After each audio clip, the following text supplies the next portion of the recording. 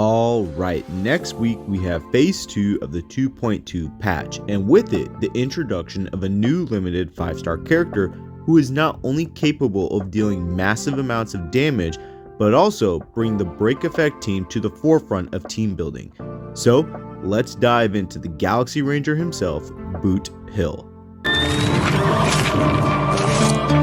So Boothill is definitely a character which comes in an awkward moment, following a character such as Robin, who in many people's eyes is not only a waifu, but a great Harmony character, and coming before another great character many people are excited for and capable of outputting more damage than even an E2 Acheron, that being Firefly. However, I'm going to tell you that Boothill is godly when it comes to his damage and kit. His basic attack isn't anything to write home about, however, his enhanced basic attack is definitely where we are going to start. The enhanced basic attack, known as Fanning the Hammer, will deal 286% of his attack in physical damage to the enemy currently in standoff, which is Boothill's unique mechanic, and in order to get an enemy into standoff, you need to use his skill Sizzling Tango, which will mark an enemy, and that marked enemy and Boothill enter a standoff, lasting for 2 turns. The enemy target and Boothill are only able to attack one another, with Boothill taking 15% more damage and the enemy taking 30% more damage. And when the target is defeated or becomes weakness broken, Boothill gains 1 stack of Pocket Trick Shot. These stacks of Pocket Trick Shot work in tandem with this talent 5 peas in a pod. For every stack of Pocket Trick Shot, maxing out at 3, it will increase his enhanced basic attack toughness reducing damage by 50%. And if you manage to weakness break the target, for every stack of Pocket Trick Shot deals more break damage from 70% to 120% to 170%. If Boothill wins the battle, he is able to retain all stacks of Pocket Trick Shot that you currently have. This further enhanced by his trace, Ghost Load, which increases his crit rate and damage equal to 10% for his crit rate and 50% for his crit damage of his break effect. And finally, his ultimate. While not super crazy, it enables his full kit to really shine, as he's able to apply a physical weakness onto the enemy, dealing massive amounts of damage to a single target, and delays their action by 40%.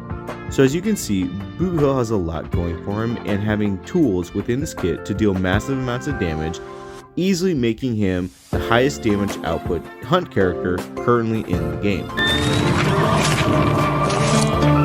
As you see with this kit, you want to build around his break effect, because having this stat sky high greatly increases his overall damage output. So the best in slot will ultimately be his signature, Sailing Towards the Second Life, which increases the wearer's break effect by 60 to 100% and break damage dealt by the wearer, ignoring 20 to 32% of the target's defense. When the wearer's break effect is in battle at 150 or greater, it's going to increase their speed by 12 to 20%. Next, we have the Hurdle Lightcone, which is cruising in the Stellar Sea. It's going to increase the wearer's crit rate by 8 to 16% and increase their crit rate against enemies with HP less than or equal to 50% by an extra 8 to 16%. When the wearer defeats an enemy, it's going to increase their attack by 20 to 40% for 2 turns. Next, we have Swordplay. For each time the wearer hits the same target, damage dealt increases by 8 to 16%, stacking up to 5 times. This effect will be dispelled when the wearer changes targets. So keep in mind that most other Lightcone options could work as long as you are increasing his crit rate or crit damage. What's unfortunate is that the Hunt Path Lightcones don't really increase break effect, which is why his signature is by far the best. But if you can increase his other damage dealing stats, he will still perform, however just not as well as if he had his signature because of the break effect increase. Again, in primary focus should be on break effect, with your substats revolving around other attack related stats.